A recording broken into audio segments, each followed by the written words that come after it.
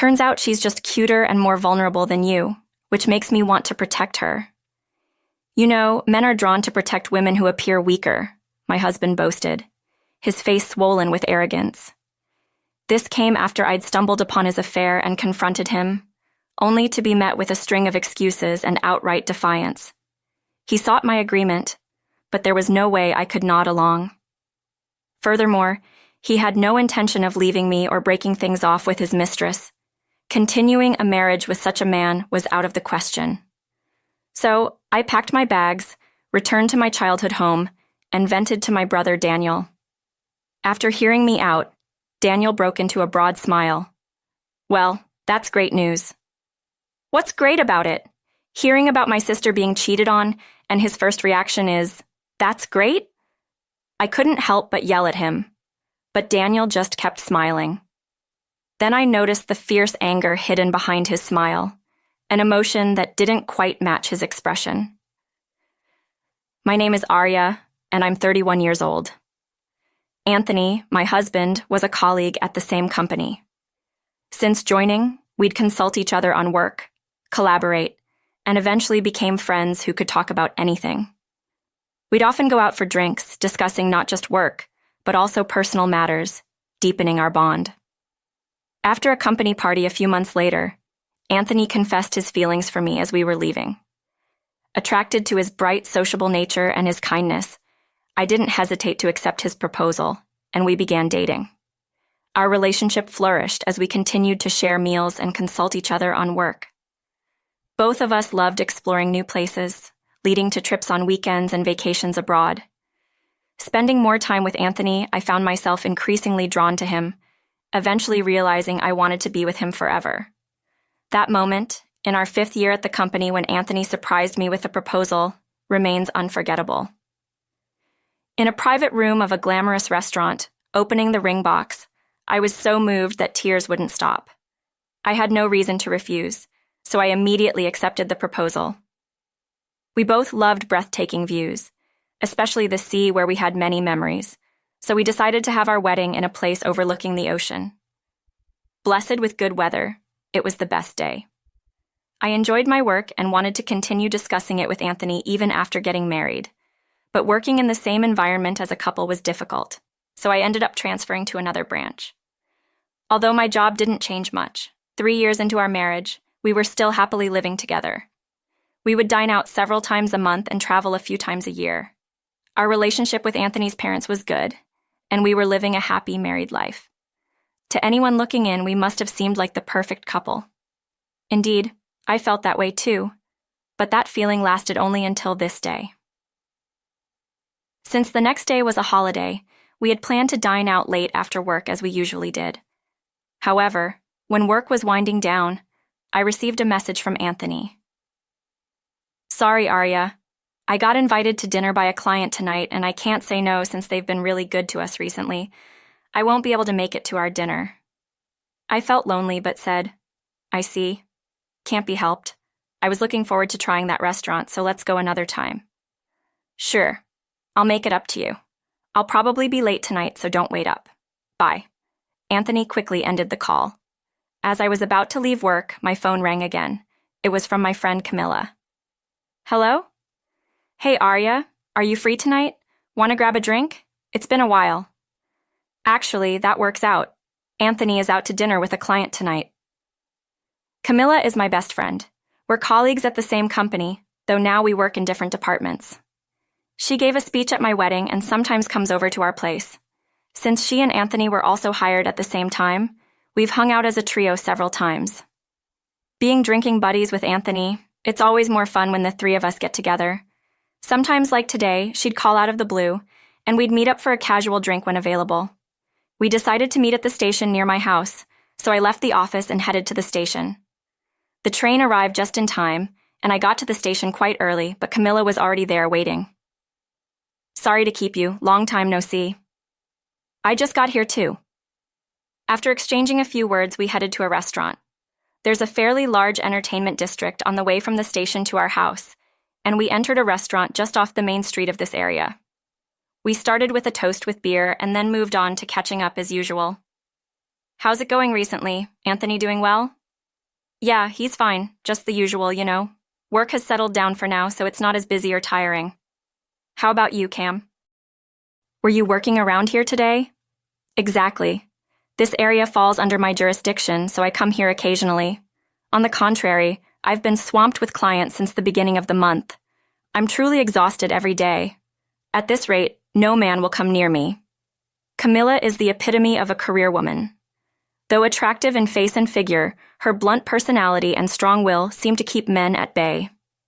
After sharing what's on our minds and feeling the mutual encouragement to keep pushing forward, we left the restaurant in the usual high spirits. This entertainment district has a really nice vibe. Mind if we take a slow walk back to the station? I replied. Sure, a walk to the station will help sober us up. And so, we decided to stroll through the bustling streets towards the station. As we walked, our conversation continued. Arya, you're lucky. You've got a good husband, and it seems like your married life is going well. Are you thinking about having kids anytime soon?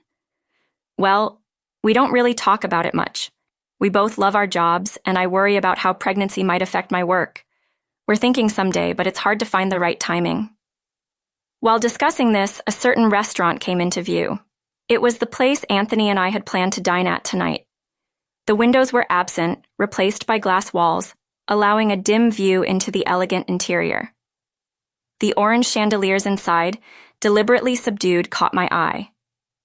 Just as I thought I'd like to come here next time, I recognized a familiar figure. I stopped in my tracks. Arya, what's wrong? Unable to respond to Camilla, my gaze was fixed on the restaurant. There was Anthony, seated across from an unfamiliar woman. She appeared slightly younger than me, dressed in revealing clothes. Anthony had said he was dining with a client tonight, but the woman across from him hardly seemed like a business associate. They were chatting and laughing together. Isn't that Anthony? What's going on? Camilla seemed to have noticed Anthony inside as well. I was too shocked to know what to do.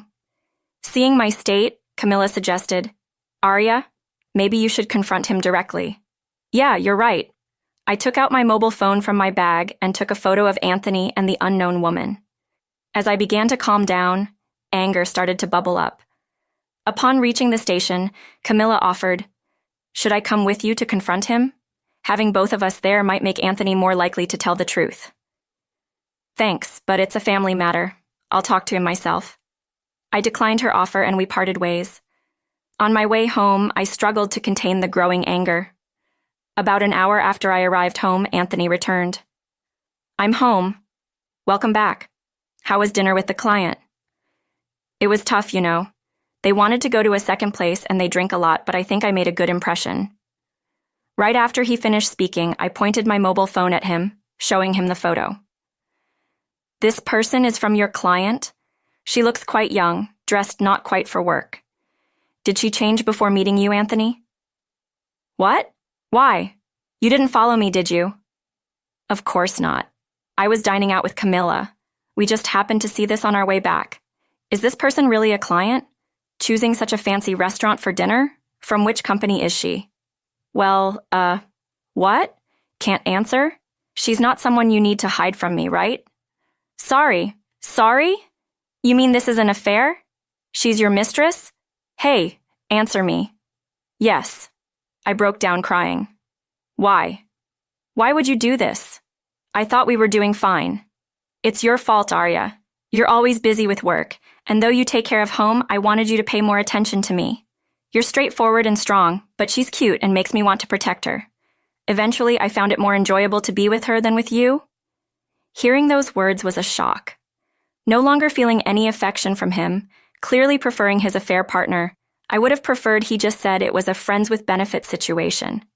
I couldn't stay any longer. Packed what I needed and left the house. Dragging my carry-on, I caught the last train home. The journey back home felt longer than usual. I don't remember what I was thinking. Maybe I was too hurt to think about anything. The next thing I knew, I was in front of my parents' house. I had a key but hadn't called ahead, so I rang the doorbell. Daniel, my brother, opened the entrance door. Daniel, hey, long time no see. What brings you here at this hour? Daniel is a workaholic. After graduating, he worked for a major company for 3 years before starting his own business. His sales have been growing steadily, and now he's the president of a company with dozens of employees. He hardly ever comes home, and he couldn't even attend my wedding due to an important business meeting. I knew Daniel got married a year ago from our parents. But since there was no wedding ceremony, I had only briefly greeted his wife, with whom I hadn't formed a close connection. It had been years since I last saw Daniel. Daniel, what about you? How are Mom and Dad? Ha ha, what about me? It's my parents' house too. I finally got a long vacation, so I thought I'd come back and do some filial piety. By the way, they're currently on a trip to Hawaii using the travel vouchers I gave them. Never thought I'd be house-sitting. His cheerful demeanor hadn't changed a bit. Too carefree, but he's the type to make bold moves. I could imagine his employees finding it a pleasant place to work. So, what brings you here at this time, Arya? I was taken aback by Daniel's presence, momentarily forgetting why I had come home. Sorry, I just had some trouble at home. I was hoping to stay here for a while. Ah, of course. It's not my house, but it's fine. Your room is available, so come on in. Once you're settled, I'll make some coffee and you can tell me all about it. I felt comforted by Daniel's warmth. After setting down my bags, I decided to take a shower to freshen up. I felt a bit better, but I couldn't calm down. Anger was bubbling up inside me. When I entered the living room, Daniel was watching TV. Refreshed? I'll make some coffee then, Daniel said, turning off the TV. As I sat down, I began to tell him about the day's events over coffee, how we had been getting along as a married couple, how we had planned to go out to dinner as usual, and how he canceled because he said he was going out to dinner with a client. How I ended up drinking with Camilla and showing the photo on my mobile phone to Daniel. I told him that on the way back from drinking, I saw Anthony and this woman at the restaurant we were supposed to go to. When I confronted him after he came home, he admitted to having an affair with her, saying she was cuter and made him want to protect her more than me. I told the story through tears. Daniel listened to me until the end, looking at my mobile phone. When I finished, he looked up and said something I never expected. I thought Daniel would comfort me, tell me to leave such a man and be on my side. However, Daniel, with a wide smile, said, "Arya, that's great." I slammed my hands on the table and stood up in disbelief. "How is that great?" I said, returning to my room. I couldn't understand why Daniel would say that. Just thinking about it made me even angrier. I shouldn't have said anything. I regretted talking to Daniel as I lay down on the bed. I didn't want to return to the house where Anthony was, so I stayed at my parents' house. Daniel and I didn't talk much after that day. It was tough that I had to commute to work from my parents' house during the weekdays. It took twice as long as usual. I spent my time thinking about how hard it would be to file for divorce and demand compensation. A week later on the weekend, I decided to relax in my room and play some mobile games, enjoying a leisurely time for the first time in a while. Just as I was thinking about getting some lunch, the doorbell rang. Who could that be? It was unusual to have visitors, so I went to the entrance. There was Anthony, and he was apologizing to Daniel, who stood there imposingly. Why, though? Shouldn't he be apologizing to me, not Daniel? Then I heard Daniel's voice. I never imagined the other party would be you. I'm sorry. I didn't know. Anthony was still apologizing to Daniel. Layla's cuter and needs protection, huh? Layla. The only Layla I knew was Daniel's wife. Confused, Daniel continued. Lately, Layla's been acting restless and clearly hiding something from me. Her expressions when I talked to her weren't right, so I started suspecting an affair. I was considering hiring a detective, and right then Arya came back home. I was shocked when Arya showed me a photo of your affair, and there was Layla in it. Sad, but also surprised that it was a family member involved. You never know what's going to happen. This will make the divorce court and compensation claims easier, though. I was speechless. Turns out Anthony's affair partner was Daniel's wife, Layla. The woman Anthony had been dining with wore heavy makeup, completely unrecognizable to me. It had been a while since I last saw her, and I didn't remember her wearing that much makeup. When you contacted me, I truly felt sorry for what I had done. I will cut off all contact with Layla, so please forgive me, Anthony said. Apparently, Daniel had reached out to Anthony about the affair. Daniel noticed me standing there stunned. Oh, Arya, you heard the conversation? Yeah, most of it. Good. Now we have all the information we need on Anthony and Layla, his affair partner. This will make it easier to file for compensation in the divorce proceedings. It's good you came home, Arya, Daniel said to me with a smile. So that's what it was. At that moment, I understood the meaning behind Daniel's words from a week ago, and why he had said, "That's great." What was Daniel feeling at that time?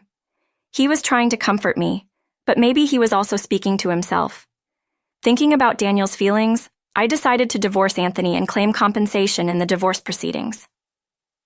Arya, it's my fault. Please forgive me. I can't pay the compensation if you demand it in the divorce proceedings, Anthony pleaded. I ignored Anthony's plea for help. I'll contact you later with the details. Be prepared. Daniel then kicked Anthony out of the house. Afterward, Daniel told Layla about the divorce and filed for compensation. Layla initially resisted, but seemed to accept the demands after discussing. Anthony and I also demanded a divorce and compensation from Anthony. After being clearly told by Daniel, Anthony complied without resistance. When the divorce was finalized, I received a call. It was from Anthony's mother. Expecting a scolding, I hesitantly answered, but heard an apology instead. She was sincerely sorry for his actions. It seemed Anthony blamed Layla for the divorce, and Layla blamed Anthony, leading to their breakup. His parents apologized repeatedly for their son's inadequacies and said they had disowned him. Hearing this from them, I felt a sense of relief. Now disowned by his parents with no one to turn to, left alone, I decided to start anew.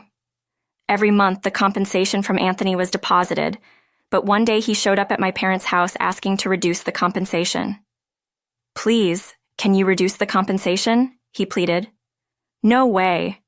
Do you understand how I felt being cheated on? There's no reducing the compensation unless my feelings are healed. Leave. I turned him away. Yet he kept coming back week after week, asking for a reduction. The compensation won't change no matter how many times you come. If you keep this up, I'll call the police. I responded calmly. But Anthony apparently didn't believe I would actually call the police. His demands eventually shifted from reducing the compensation to stopping payments entirely, even suggesting a condescending offer of reconciliation. When I started calling the police right in front of him, Anthony changed his demeanor and fled from the house. The police advised me not to open the door anymore and to install a monitor-equipped doorbell to use if I recognized him. Fearing the police, Anthony resorted to sending lengthy text messages and making phone calls.